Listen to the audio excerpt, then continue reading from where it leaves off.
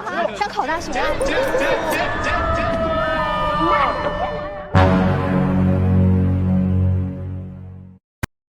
Di sebuah sekolah memperlihatkan seorang siswi bernama Chenian yang sedang sibuk menyiapkan ujian kelulusan SMA-nya. Ketika Chenian sedang di dalam kelas, tiba-tiba dari luar kelas terdengar sesuatu yang mengejutkan, yang membuat semua siswa berteriak histeris. Chenian pun mencoba keluar kelas untuk memeriksa apa gerangan yang terjadi. Dan betapa terkejutnya ia melihat teman sekelasnya yang bernama Xiaodi telah meninggoy. Diduga Xiaodi melakukan COD-an sama malaikat maut dengan terjun dari atap sekolah. Namun sangat disayangkan dari semua banyak siswa di sana, tak ada satupun yang peduli dengan Xiaodi. Dan hanya Chenian lah yang mau menghampiri Xiaodi dan menutup tubuh Xiaodi dengan jaket miliknya. Setelahnya, Chenian yang dipanggil oleh gurunya ke kantor untuk diinterogasi para polisi sebagai seorang saksi. Namun Chenian mengatakan bahwa ia tidak pernah mengenal Xiaodi.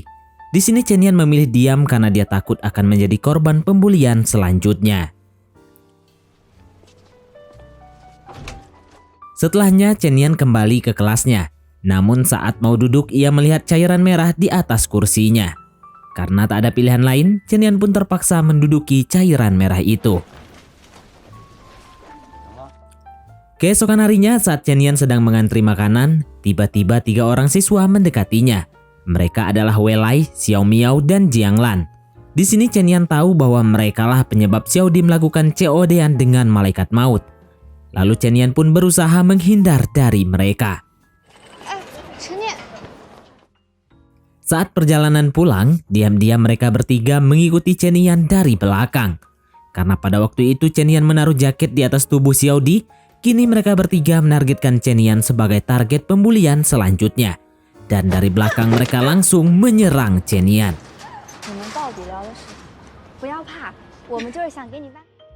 Setelahnya, Chenian sampai di rumah dan bertemu dengan ibunya.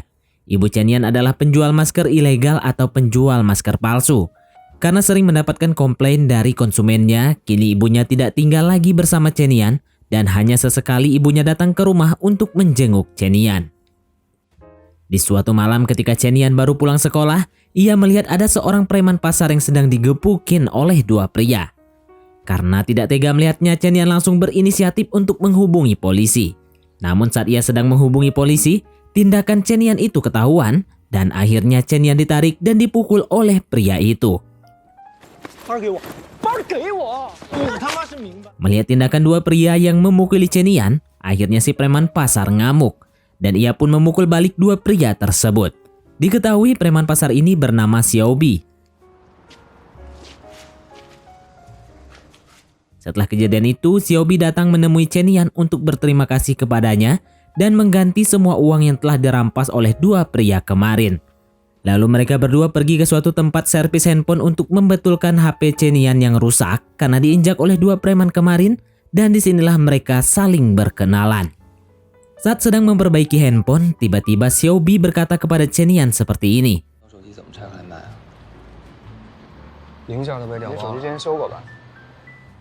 Mendengar hal itu, Chenian hanya bisa terdiam dan membisu. Saat tiba di rumah, Chenian dikejutkan dengan beberapa poster yang menempel di dinding. Dalam poster itu menunjukkan bahwa ibunya sedang dicari karena menjual masker ilegal. Saat di kelas ternyata Weilan sudah menyebarkan poster tentang ibu Chenian ke grup WhatsApp kelasnya. Dan akibatnya Chenian menjadi bahan ejekan teman-temannya. Kemudian saat Chenian sedang berjalan pulang ke rumah, ia tak sengaja bertemu dengan Xiaobi di jalan. Lalu ia langsung naik motornya tanpa tahu akan pergi kemana.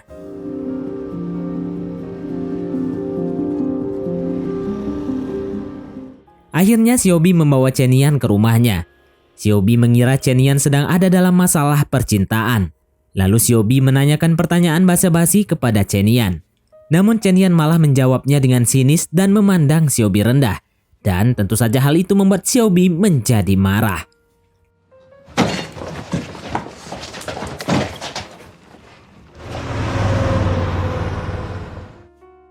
Di keesokan harinya saat Chenian sedang mengikuti pelajaran olahraga, semua teman kelasnya terlihat mulai menjauhi Chen Yan. Dan saat Chen Yan akan pergi kembali ke kelasnya, tiba-tiba dari belakang ia dilempar dengan bola voli oleh Weilan dan dua temannya.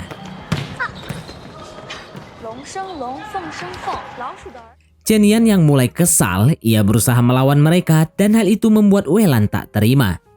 Weilai mencoba mencelakai Chen Yan kembali dengan mendorongnya sehingga Chen Yan terjatuh.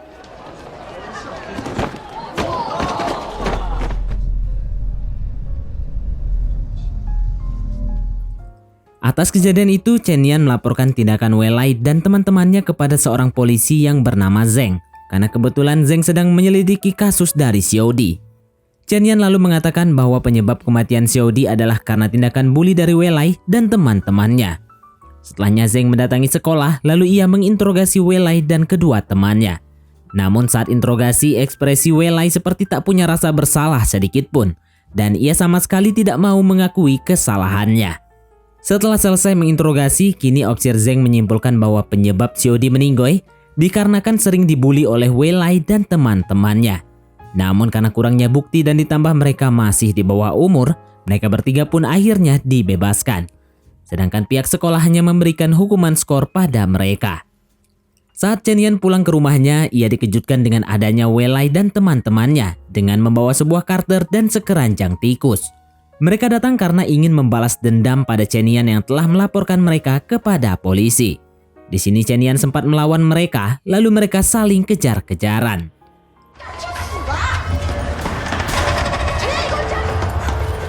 Chen Yan mencoba menelpon Opsir Zeng untuk meminta bantuan. Namun sayangnya Chen Yan belum mendapatkan jawaban darinya. Hingga sampailah di suatu tempat, Chen Yan bersembunyi di dalam tempat sampah. Saat Xiao Miao sedang berdiri di depan tempat sampah itu, tiba-tiba handphone Chen Yan berbunyi. Yang ternyata itu adalah telepon dari Opsir Zeng. Xiao Miao yang mengetahui keberadaan Chen Yan, namun ia tak memberitahu pada Weilai dan memilih pergi dari tempat itu.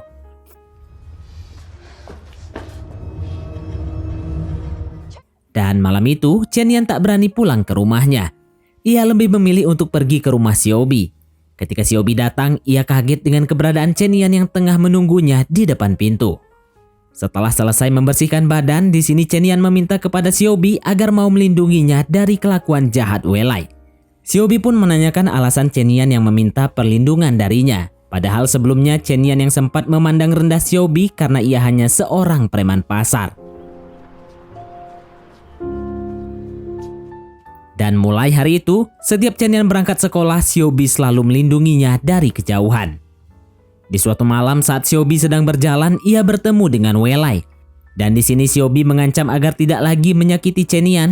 Dan sejak saat itulah Weilai tak lagi berani mengganggu Chen Yan.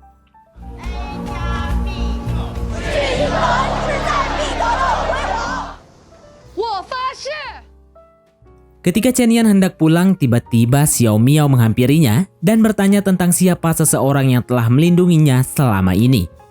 Karena saat ini ternyata Xiao Miao juga telah menjadi korban pembulian selanjutnya. Namun Chen Yan tidak menjawabnya dan ia hanya mengantarkan Xiao Miao pulang. Kemudian Xiaobi pulang ke rumah dengan membawa banyak makanan. Tak hanya itu, ia juga membawa banyak luka di tubuhnya. Melihat itu membuat Chen Yan sedikit khawatir padanya. Lalu mereka tidur bersama di ranjang karena Chen Yan yang tak tega melihat Xiaobi yang penuh dengan luka. Chen Yan menanyakan latar belakang Xiaobi, dan ternyata Xiaobi sudah melakukan semua ini sejak usia 13 tahun. Karena saat itu ia ditinggal oleh ibunya karena ibunya memilih untuk pergi bersama biawak lain. Dan agar bisa makan, ia terpaksa harus bekerja dengan cara menjadi seorang preman pasar. Dan semenjak itulah, ia tak pernah bertemu lagi dengan ibunya. Di saat Xiaobi sedang bermain game, tiba-tiba para polisi datang karena mereka sedang mencari seorang tersangka pemerkaos berantai. Lalu Xiaobi dan teman-temannya dibawa ke kantor polisi untuk dimintai keterangan. Sementara itu, di rumah Chen Yan mencoba menelpon Xiaobi yang tak kunjung pulang. Di dalam sel, Xiaobi sangat khawatir dengan keadaan Chen Yan. Dan di hari itu, karena Xiaobi tak kunjung pulang, akhirnya terpaksa Chen Yan pergi ke sekolah sendirian.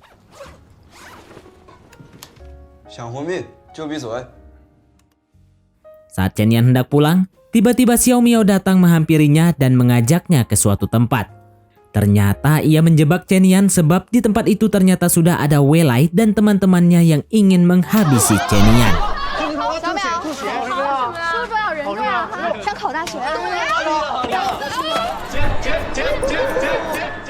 Singkatnya, Chen Yan pun dihabisi. Namun di tengah aksi itu, tiba-tiba penghuni rumah melempar botol dan ia mengatakan kalau sudah melaporkannya ke polisi dan CCTV di sana merekam kejadian tersebut. Setelah selesai menjalani pemeriksaan, Xiao Bi akhirnya dibebaskan oleh polisi dan ia terus menelpon Chen Yan. Namun sayangnya sama sekali tak ada balasan. Dan saat tiba di rumah, Xiao Bi kaget dengan keadaan Chen Yan yang sangat memprihatinkan. Mengetahui hal tersebut, Xiao Bi menjadi sangat panas dan ia ingin membalas dendam. Namun dihentikan oleh Chen Yan. Dan di malam itu Xiao Bi merapikan rambut Chen Yan yang berantakan.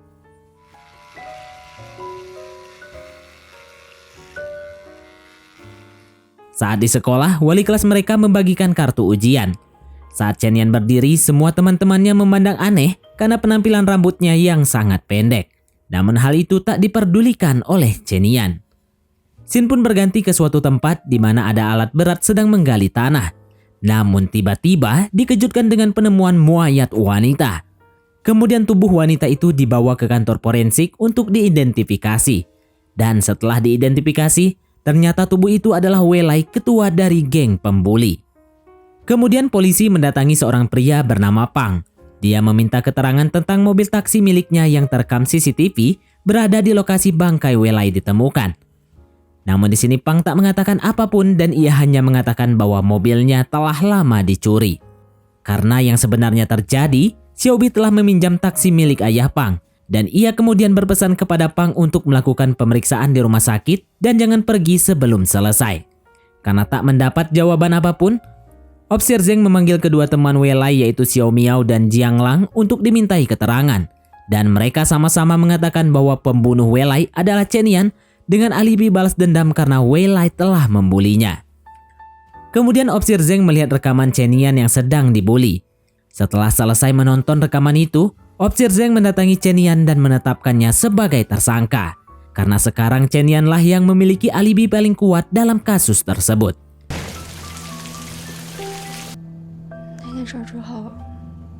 Akan tetapi pihak polisi tidak memiliki bukti kuat untuk menjadikan Chen Yan sebagai tersangka utama.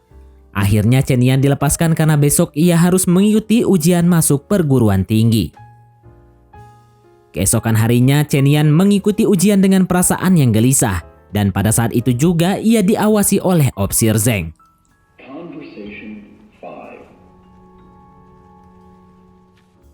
Saat perjalanan pulang, tiba-tiba ada seorang pria yang menarik dan membawa lari dirinya. Ternyata pria itu adalah Xiao Bi. Karena Chen Yan sedang diawasi, Officer Zeng dan rekannya langsung mengejar Chen Yan. Di sini Xiao Bi berniat untuk menyerahkan diri agar Chen Yan bisa terhindar dari hukuman. Xiao Bi juga meminta agar Chen Yan mengatakan bahwa dirinya adalah seorang pemerkodot berantai yang memperkaos Wei Lai, namun tak sengaja malah menghabisinya. Awalnya Chen Yan sempat menolaknya, namun karena Xiao Bi terus memaksanya dan meyakinkan Chen Yan bahwa hukuman yang akan ia terima tidak akan lama karena dirinya masih di bawah umur. Dan dengan terpaksa Chen Yan pun menyetujui ide tersebut. Kemudian mereka pun membuat sebuah perjanjian, di mana saat semua ini sudah berakhir, saat Xiao Bi telah bebas dari penjara nanti, dan Chen Yan yang telah lulus dari studinya, mereka akan bertemu kembali. Sebelum para polisi datang, Xiao Bi mempatuk Chen Yan dan menamparnya agar sandiwara mereka bisa meyakinkan para polisi.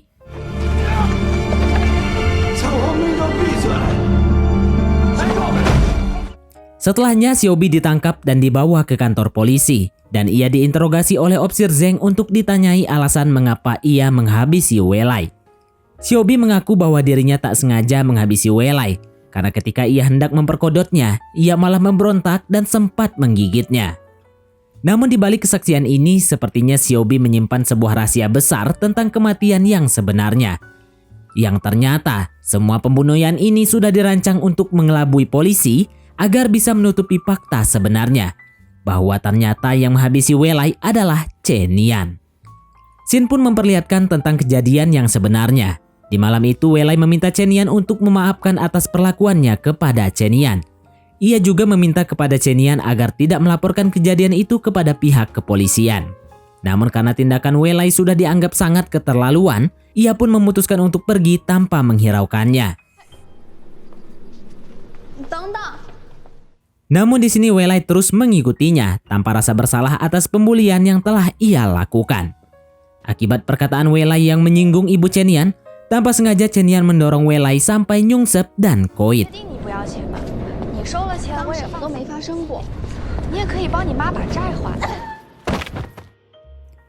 Chen Yan yang bingung harus berbuat apa, ia pun lantas mengadukan hal tersebut kepada Xiaobi. Dan disinilah pengorbanan Xiaobi kepada Chen Yan dimulai. Xiaobi membuat sebuah rencana agar dirinya lah yang nanti akan dituduh sebagai orang yang menghabisi Wei Lai. Aksinya itu dimulai dengan mencoba memperkaos Wei Lai, lalu ia meninggalkan bukti cakaran pada tubuh Wei Lai.